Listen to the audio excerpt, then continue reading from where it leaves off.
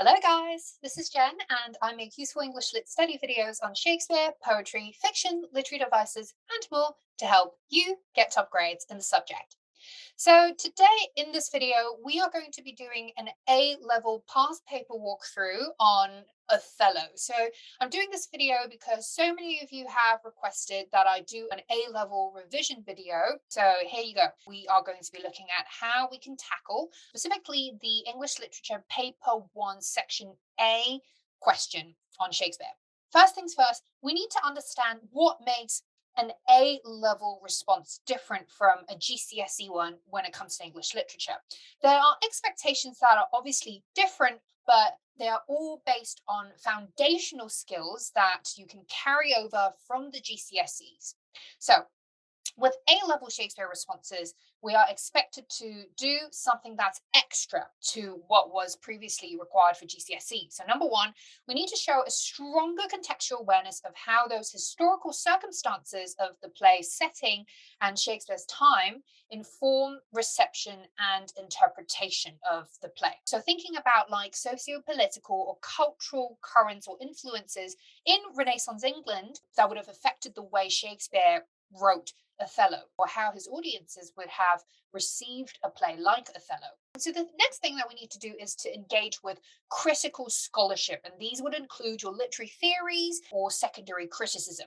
And not just engaging with literary criticism, but to do so in a way that enhances the dimension and depth of our view. So it's not all that meaningful to just memorize the views of a couple of critics and then just regurgitate them in your essay. What really makes an A-level response stand out is when a student is able to use literary criticism to enhance and complicate his or her own view, to challenge and engage with literary scholarship. And that's usually what determines a sophisticated response.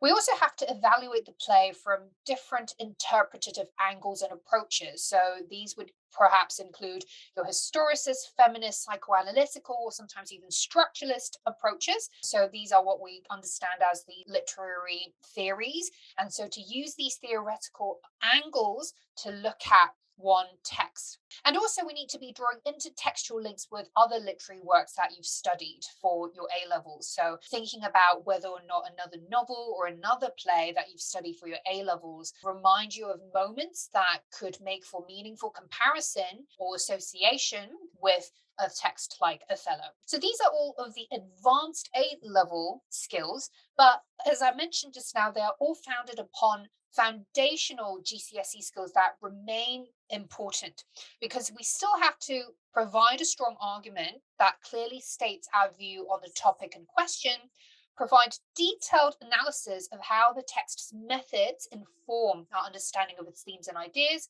We need to show a comprehensive understanding of the entire text by making cross references to other moments. And this is usually indicated by the phrase elsewhere in the play, in the question.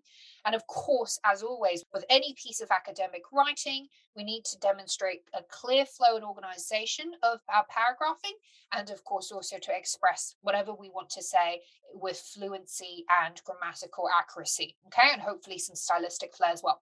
So these are all of the foundational basic skills and the advanced skills that, when combined, would result in a successful top grade response for your A level English Lit paper. Just as a quick overview of what we are expected to achieve according to those official assessment objectives. So you've got 5 AOs in total. So with AO5, it's first to explore literary texts informed by different interpretations. So that would basically be your secondary criticism, right? Thinking about what the other critics say about the text, or even what I mentioned just now by looking at a text from different theoretical approaches, right? Feminist, historicist, psychoanalytical, etc. We need to explore connections across literary texts. So these are your intertextual, cross-textual references, any interesting comparison points between Othello and the other texts that you've studied.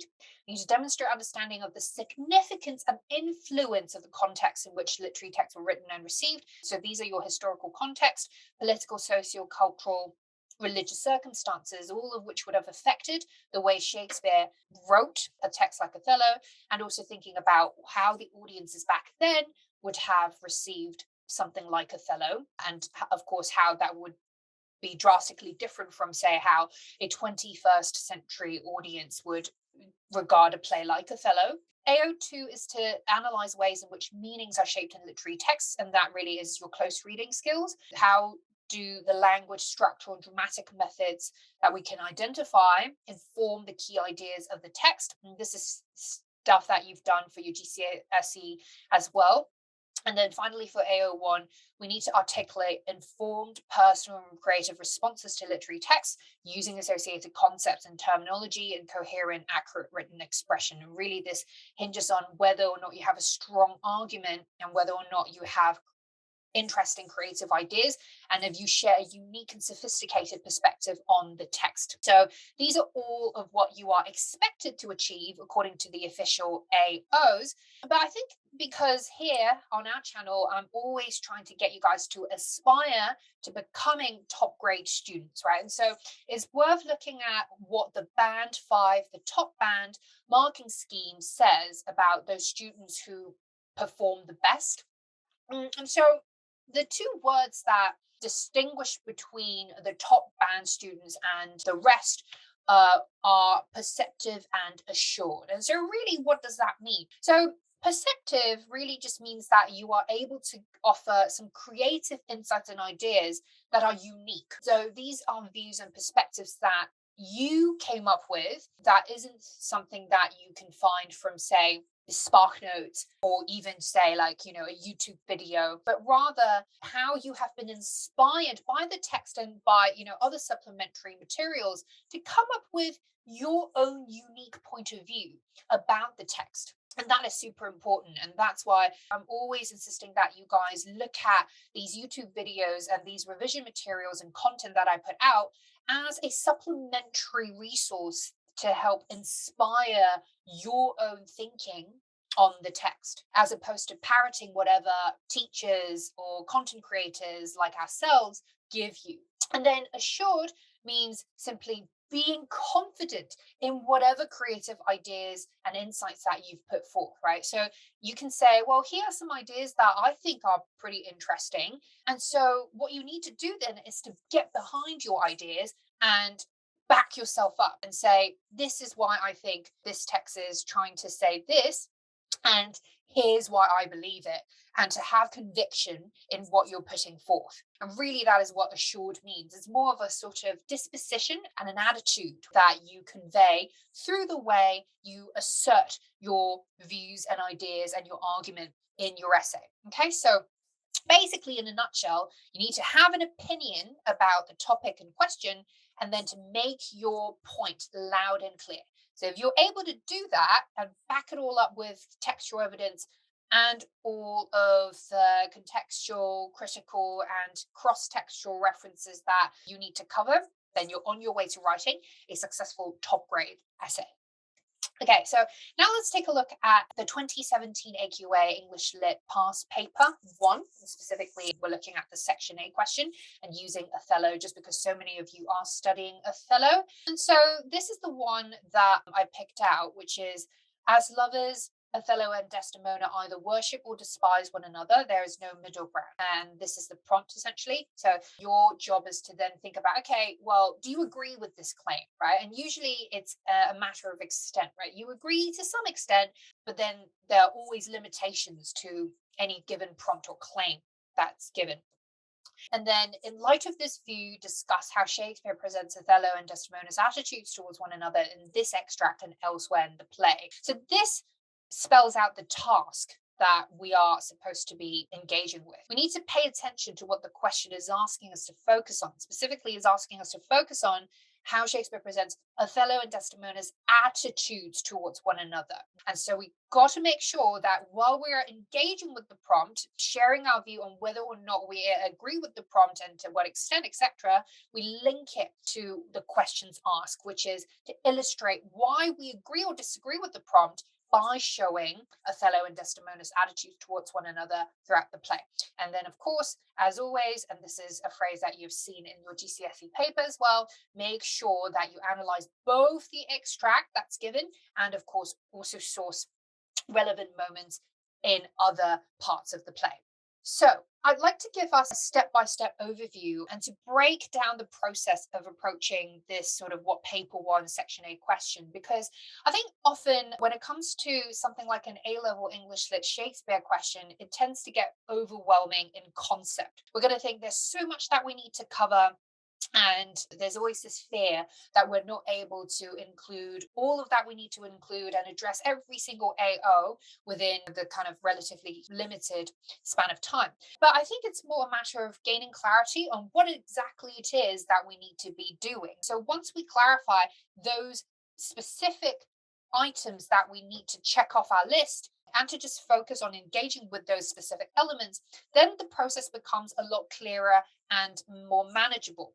The first thing we need to do is to narrow our focus, is to really understand what exactly it is that we need to be looking at. Okay, so we need to start by reading the prompt and actually reading it and thinking about, okay, what is the question asking us to look at? So if the question is asking us to look at Othello and Desdemona's relationship and attitude towards each other as a couple, then it's probably unnecessary for us to think too much about irrelevant aspects of the play, right? So maybe it's not necessary for us to worry about characters like Amelia or Bianca, or to think too much about even about someone like Iago, even though he may feature in our analysis at some parts just because he's such a prominent character in the play. But the point here is to know, okay, we're asked to focus on Othello and Desdemona's attitude towards each other, then focus on that, okay? And then ask ourselves, well, what do I think about their attitudes towards each other? What is my view on this idea? And then the next thing is to come up with a defensible argument. Whenever we're asked to come up with a defensible argument, it means that you need to come up with a viewpoint that others can debate against. And so this is not a factual statement. So, for example, something like in the play, Othello and Desdemona's attitudes change from Act 1 to 5, and they start off being affectionate but end in carnage. Like this sort of factual statement is definitely not an argument. Later on, I'm going to give you an example of what a defensible argument for the specific question looks like. But just remember, it is something that is unique, your own view, and something that other people can debate against. And so once we do that, we need to be looking at the evidence and accompanying that with our analysis. So the first thing we need to engage with is, of course, the extract. So we need to be finding quotations from the extract to support the argument that we just came up with, and making sure that we look at the extract as a whole and not just focus on one section of the extract, which I feel like some students tend to do. Maybe sometimes out of fear, because you feel like, oh, I'm going to latch onto this one part, one quotation that I'm familiar with, and then ignore the other ones just because I feel like that's too overwhelming, or I feel like I don't really understand the other parts. You do that at your own peril, because your examiners are definitely going to know that you are only looking at a very specific part of the extract when you should be engaging with the whole. And so what would be helpful is you take a step back and at least think about what the extract is saying as a whole. This moment that this extract comes, why is it significant in the context of the play? And to just take a step back and think about that before you start looking at the details. Also, pay attention to the quotations that you choose to focus on. They should ideally give you enough meat for language structure or dramatic analysis. And so once you've engaged with the extract, we need to zoom out and, of course, look at the other parts of the play, right? And so sourcing quotations for other moments, that's, of course, relevant to the prompt and helpful in terms of supporting your argument. And so, as I said before, make sure that you're sourcing evidence from across the play. So, for example, if the extract, like the extract that we've seen just now from the past paper, is taken from Act 4, Scene 2, you need to be finding quotations from Act 1 and 5 as well, so that you are showing a holistic understanding of the text and that you are engaging from the start through the middle to the end of the text. You cannot be looking at just the middle part and leaving out an entire section of the text and not engaging with it, okay? Because otherwise your analysis wouldn't be complete, because especially at A level we need to demonstrate comprehensive awareness of any text that we are studying. And then comes the context, right? So once we're done with looking at the text and its details, we need to look at the macro. So the first is, of course, context, which, is also an element that's actually covered at GCSE, albeit not to such, I guess, a sophisticated level. So thinking about those historical circumstances in Shakespeare's time that would have influenced his writing of the play, perhaps, influence his decision to write a play that portrays something that is quite so ahead of his time: miscegenation, interracial relationship, racism, sexism, feminism, etc. These ideas. And also flipping it the other way around, considering how Shakespeare's audience back then would have received a play like this. What would have been in their minds when they watched a play like this? And bearing in mind, obviously, Shakespeare's society back then was overwhelmingly white and Christian. How would they have understood a Moorish foreigner who is North African and also potentially Muslim? And then also making your cross textual references, what other texts you've studied provide interesting and meaningful touch points for you to link to Othello as a way to deepen your analysis and to make it more interesting and multi layered. And then finally, framing it with a bit of secondary criticism, thinking about what literary critics you've read and what critics you can use to make your argument more interesting. And remember, you don't always have to find criticism that agrees with your view. In fact, in most cases, the more sophisticated and interesting approach is to find criticism that you can challenge, right? That you can debate against. Not necessarily disagree with, but at least you can say, here's what the critic says, and this is partly why it supports my argument. But at the same time, these are the critic's blind spots and limitations, and here's why I think that's the case, and how I can come in with my view that supplements or indeed improves on what this critic is putting forth. And so with all of these advanced elements, ideally they should be weaved into your essay organically. Don't try to shoehorn contextual fact or like a critic's soundbite into your essay just for the sake of doing it. Yes, you need to covering all of these elements and including them, but try to do it in a way that is natural and organically flows from your analysis. Because otherwise, if you're just trying to shove it in as sort of like an afterthought, just because you know it's one of the AOs,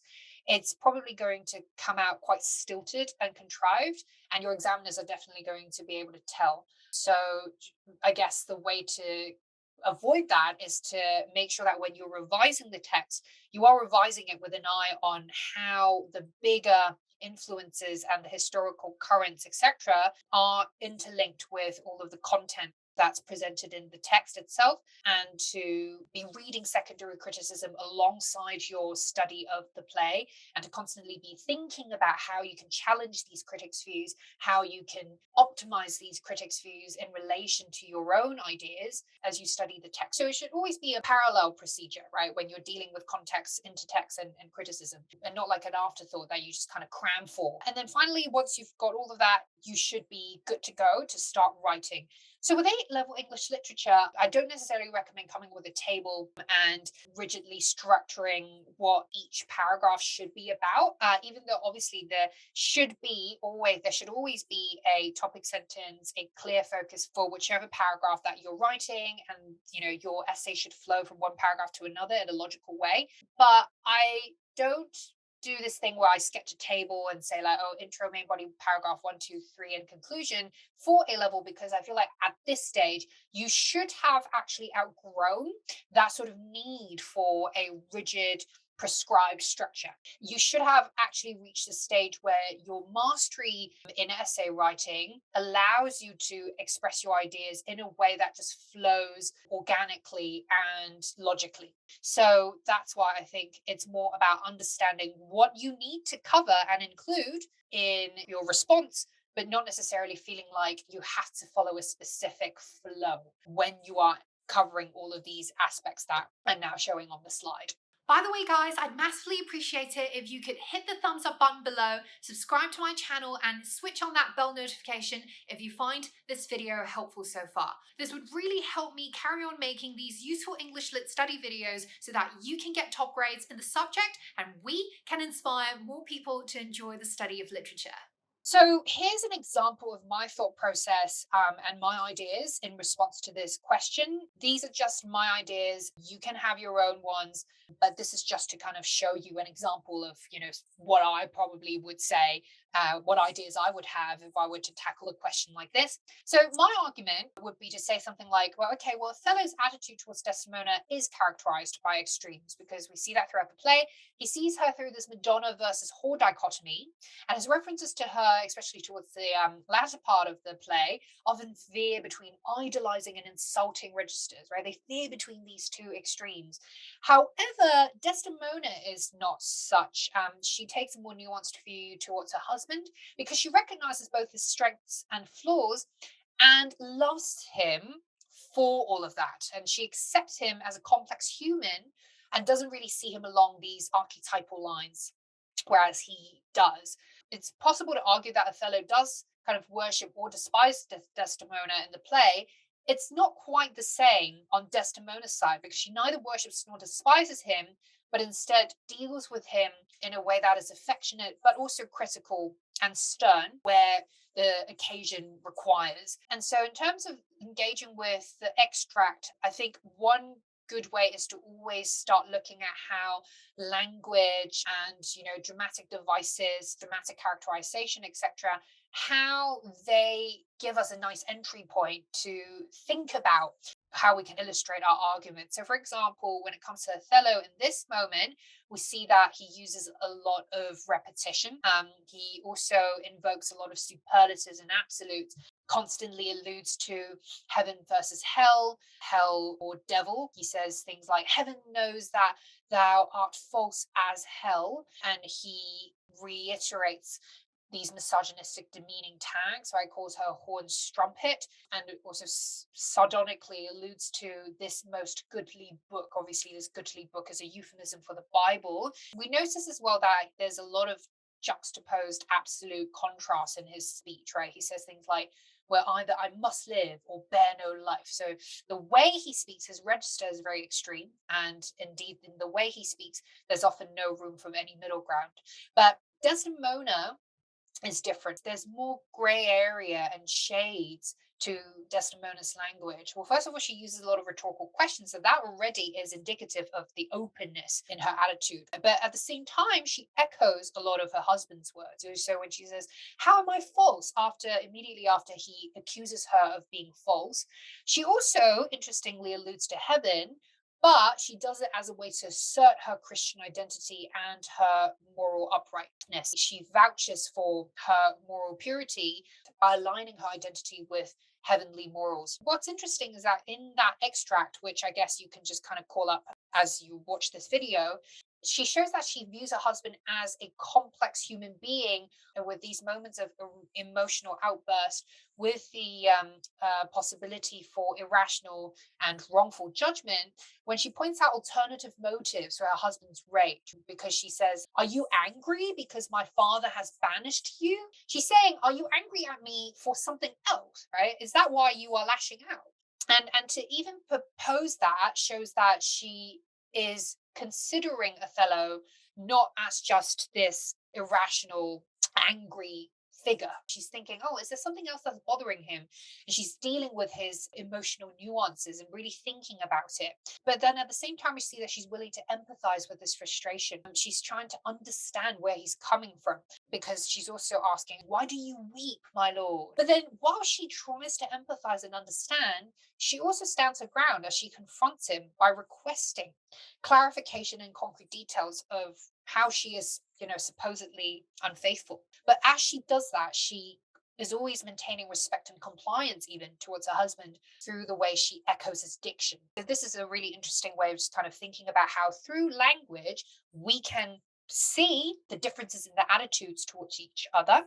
And then once we've dealt with the intricacies of the extract that's given and think about what other relevant moments in the play we can bring in to sight. So I think from the very beginning of the play, we already see this sort of danger of this mutual misunderstanding of why they got together in the first place. You can tell from the speeches that Othello and Desdemona present in the presence of the Duke and Brabantio. So Othello at the start, when he defends himself, he seems to think that Desdemona married him because, quote, she loved me for the dangers I had passed. He kind of felt that she put him on the saintly pedestal, which is a problem because later on we realize that he can't deal with being put on a pedestal like that. But in reality, of course, she doesn't actually do that. He just thinks she does that. And early on, actually, Desdemona already shows us that, she doesn't love him, or she didn't marry him necessarily because she sanctifies or haloizes him. She reveals that she was attracted to his much more earthly quality. She was attracted to his sexual, physical, and his human essence, as when she says that I love the more to live with him, my heart's subdued even to the very quality of my Lord. And when she says even to the very quality of my Lord, she's saying to the very essence of my Lord. The very essence of what makes him human is why I'm attracted to him. And this is obviously an incredibly admirable claim that she makes, but it's tragic and dramatically ironic because Othello doesn't understand that she loves him not because of any sort of lofty ambition or achievement that he's made, but rather she loves him as a human being, flaws and warts and all. But he cannot accept that because fundamentally he doesn't accept himself, right? He doesn't accept his flaws. And so he cannot understand how she would accept his flaws when he can't even do that himself. So that actually already sets the scene for potential misunderstanding, right, at the start of the play in Act 1. And then as we move on to Act 3, before this moment in the extract, which comes in Act 4, Scene 2, that scene when Desdemona asks Othello to pardon Cassio after the drunken brawl and Othello's demotion of Cassio. And Desdemona tells him that when I ask you to pardon Cassio, I'm not asking you to do me a favor. I'm asking you to do so out of goodwill and rational judgment. He says, it's just as I would entreat you to wear your gloves. It's similar to how I would tell you to wear clothes to stay warm. I'm just asking you to do it out of reason. But Othello, of course, doesn't see it like that. Othello becomes hypersensitive and he immediately suspects that something is amiss already in his mind. Subconsciously, he already kind of suspects that something's weird. But of course, it takes Iago's prodding for the seed to bloom into this poisonous weed. And already in that moment, after Desdemona excuses herself from the scene, Othello says, excellent wretch, perdition catch my soul, but I do love thee, and when I love thee not, chaos has come again. And in this claim, we see his tendency for extremities, right? Because he says, when I love you, I love you so much, but when I don't love you, it's chaos. And this is hugely foreboding. And then at the very end of the play, towards the end, in the murder scene, Desdemona registers that, oh, some bloody passion shakes your frame, she says to her husband, right? And again, here she's trying to engage with him as a flesh and blood human. She's saying, something is bothering you, and I'm trying to understand what it is. She doesn't judge him. She's just saying, hey, I'm pointing out the fact that you are not yourself. What is wrong? And she tries to, again, deal with him in a reasonable manner. She tries to tell him, convince him that he is misguided about her sinfulness. But till the end, she accepts him. Despite all of these flaws and wrongful accusations, she maintains till the very end that she loves her lord. But Othello, already at this point, he doesn't see his wife as a human being. In fact, very early on here, he's already decided that he's not going to see her as a human being, a complex human being, but rather, if you're not Madonna, you are a whore, you are an impudent strumpet. And in this moment, he objectifies her and sees her as the smooth, monumental alabaster. He sees her as this dead, inanimate material that has been tainted.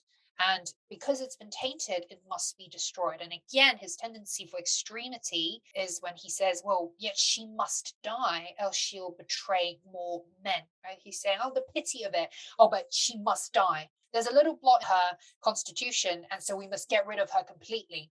So there is no middle ground, very much in the way he deals with his wife, but not so in the way the wife deals with the husband. Okay, so as you can tell from the evidence I've sourced throughout the entire text, essentially we're trying to find evidence that shows, number one, how Othello sees Desdemona in extreme or absolute terms, while Desdemona sees Othello in a more nuanced light as this human being with many different emotional shades and flaws. And I'm trying to point this out because this is essentially the crux of our argument. I'm trying to say that for whatever evidence that we source from the entire text, we need to make sure that we are looking for quotations that support our argument that we've laid out at the start. After that, you have those context, cross-textual, and criticism elements. For context, perhaps you can talk about how Christianity was dominant in Renaissance Venice and how Othello, being this outsider who is probably a Christian convert from his Muslim roots, he shows this desperate desire to assimilate in mainstream Christian society. And because he's so desperate to assimilate, he forces himself to co-opt this like Christian moral framework. But of course, he's tempted to take it to a dangerous extreme because he thinks, oh, if he doesn't abide by these supposed Christian mores, then there is no chance for him to assimilate. But then for a Desdemona, she sees her Christian status as just being this born natural condition, and you can see that from the way she says, "Well, no, I'm not false, for I am Christian." And she says it as in this matter of fact way. She's like, "What do you mean I'm unfaithful? Why would I do that? I'm Christian, so of course, like." My understanding, my worldview does not include that. That's not the way I operate. And so she finds Othello's accusations to be more baffling than insulting, to be honest. Whereas Othello's like hyper conscious of, no, no, no, we must be pure. I have to be like sexually pure. I have to abide by these like supposed Christian moral frameworks. But it ultimately stems from his desperation to want to socially assimilate. And of course, Christianity was also the dominant religion in Renaissance England. It's worth kind of thinking about whether or not Shakespeare is using that as a way to kind of implicitly get people thinking about, well, we may hold up Christianity as this like dominant moral or religious framework in our society, but when foreigners come in, how do they engage with our mainstream religion? Do they deal with it in a way that helps them assimilate, or do they deal with it in a way that's actually more destructive to their relationship with the existing social fabric? And then also thinking about perhaps some Renaissance documentation or representation of North African norms. There are two texts that I've found. First is Leo Africanus' The History and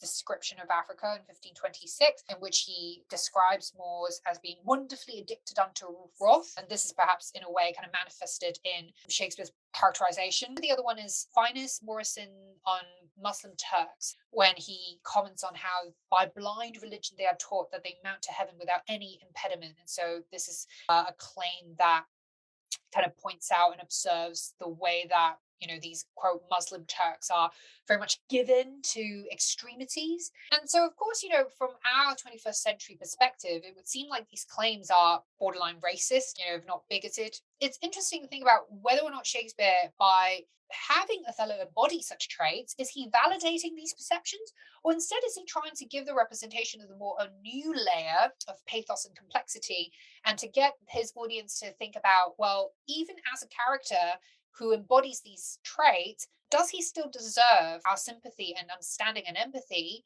when we look at him as this living and breathing character who is affected not just by his natural constitution or his personality, but in fact is a product of social orchestration? Because don't forget that in this play, no matter how Othello's natural disposition is, and in fact, he starts off showing a rather noble natural disposition, he ultimately falls victim to his darker, more murderous impulses, largely because of Iago's evil manipulations, right? And Iago's understanding of how he can leverage Phoenician society's bigotry towards foreigners and towards a Black man like Othello. It's important as well that while we're thinking about these contextual influences, we show a performative awareness and consider how these contextual factors would have affected the way Renaissance audiences understood Shakespeare's play and Othello and Desdemona's characterization in relation to how they understood foreigners and women. And then making your cross-textual references, I'm just giving an example here of where with Merchant of Venice, just because it's also a play about a racial religious outsider based in Venice. But I guess the more relevant point for comparison here would be to think about Jessica and Lorenzo's relationship, because obviously Jessica's the Jew, being the daughter of Shylock. Lorenzo is this poor Christian Phoenician. So it's kind of a similar dynamic there with the interracial marriage between Desdemona and Othello.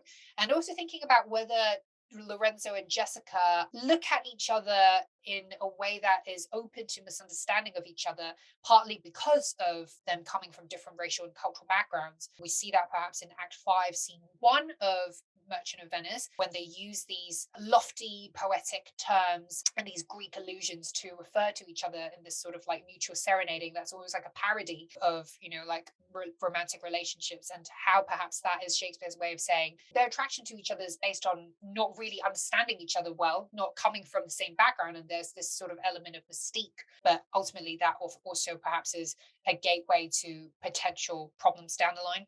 Finally, I've saw some criticism that I think would be really interesting for a sort of triangulation of my own view regarding the topic. So you have Simon Palfrey from Doing Shakespeare, where he gives a really interesting reading of why Othello's characteristic trope, one of his characteristic tropes is repetition. The other one is actually, he points out, is hyperbole. And so he argues that Othello keeps using repetition because it symptomizes his loss of control and helplessness. And of course, partly he is helpless and doesn't really have control because he is this outsider character, right? And so, in dealing with his status as a foreigner husband to Desdemona, he's constantly trying to reach for repetition as a way to kind of stabilize himself, as a way to not give in to his extreme impulses. But ultimately, he is someone who is given to absolutes, right? Where he says Othello's subject is the absolute alteration that loving another brings, and the complete mortgaging it affects upon one's being. By repeating, he's trying to stabilize and get away from his constant awareness of being this foreigner in his marriage. And then you have someone else like Stephen Greenblatt with Renaissance self-fashioning. And in fact, I have another video on the 3 top critics that you can reference for Othello. You can check that out. Link in the description box below. With Greenblatt, he also points out that Othello is trying to adopt this identity as a Christian husband, but as he does that as a Christian convert husband from his Muslim roots, he's constantly oscillating between these extremities, right? Heaven and hell, feeling like his soul is one moment given to absolute content and the other moment just kind of like plunging to dark fear of what's unknown. So both of these critics actually, they make a good point about how Othello is very much naturally given to extreme and absolute impulses, but Simon Palfrey identifies that through Othello's use of language also, but Greenblatt kind of sees that alongside a broader kind of like historicist lines. So kind of thinking about how we can challenge and engage with criticism. I'm not going to go into detail about how we can do that here because that's not the focus of this video. I might do one just getting into more detail about how we can challenge and engage with critical views down the line. I actually have another video. I will link that in the description box below, where I teach you guys how you can incorporate secondary criticism in your essays. And so you can check that out for a more detailed demonstration of how we can do that. So with all of that covered, really, you should be ready to write your essay. That's why with the A-level, it's more really about revising for your text alongside those macro elements like context, intertext, and secondary criticism, and having those elements inform your revision of the text as you study the text and its specifics, right? So that by the time you come to, your exam, so your awareness of how you can engage with the text is multifaceted, not just focused on the text alone. And so a walkthrough recap, what do you need to cover in your Section A Shakespeare response? First, it needs to be guided by a strong and unique argument that's perceptive and assured. And then once you do that, once you've got that, you need to show a close engagement with the extract, really getting into the details of the extract while at the same time making sure that you're looking at the extract as a whole. Source relevant evidence from the entire text elsewhere in the play, and then also backing it all up with perceptive analysis of the quotations and how the methods in the quotations inform and support your argument. Also, those macro advanced elements, historical context, how the historical influences would have informed the way Shakespeare wrote his text and how his audience would have received his text, and drawing intertextual references with the other texts that you have studied, and then bringing in secondary criticism as a way to enhance your argument and to make it more interesting. And so if you cover all of this, then you are well on your way to writing a top grade A-level Shakespeare essay. So I hope this was helpful, guys. I know that was probably quite a lot to digest, but with A-level, it's all about not just engaging with the text and the specific details, but zooming out to thinking about how literature is a product of its broader social and historical environment. So, as usual, I hope this was helpful. And if you found it at all useful, please do hit the thumbs up button below and subscribe to my channel so that you don't miss out on any of these useful study videos that I'll be posting on a weekly basis. And you can check out my Othello playlist, which I'll link to in the description box below. And finally, if you have any questions about the study of English literature or Othello, then feel free to follow me on Instagram at hyperbole. And I will see you guys in the next video.